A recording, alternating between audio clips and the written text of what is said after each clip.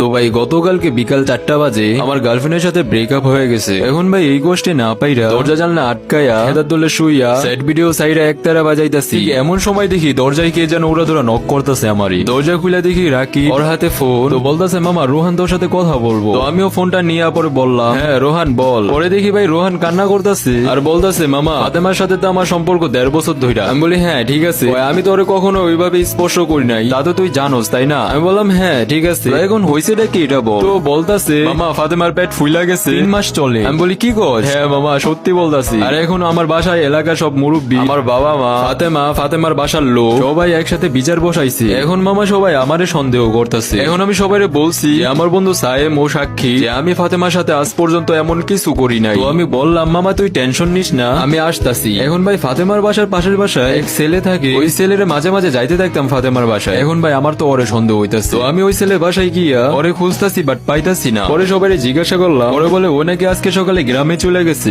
এখন ভাই ওই ছেলেরও তো পাইলাম না, তাই আমি আর সময় নষ্ট না কইরা সাথে সাথে চলে গেলাম রোহানের বাসায়। গিয়া দেখি এলাকার সব মুরব্বী একসাথে। পরে তাকায় দেখি রোহান কান্না করতেছে। পরে বললাম মামা আমি হ্যান্ডেল করবো বিষয়টা, তুই টেনশন করিস না। পরে আমি এলাকার সব মুরব্বীর সামনে বললাম আমাকে কিছুদিন সময় দেন, এই কাজটা রোহান করে নাই আর ফাতেমারও কোনো দোষ নাই, আমি এটা প্রমাণ কইরা দিমু। পরে ফাতেমার কাছে গেলাম, বললাম তুমি কান্না করো না, সব ঠিক হয়ে যাইবো, আমার প্রতি বিশ্বাস রাখো। পরেও আমারে ঠাস করা চড় দিল। পরে বলে তোমার এই বিশ্বাস কইরা আজকে আমার এই অবস্থা। বললাম মানে পলিথিন ইউজ করবা বইলা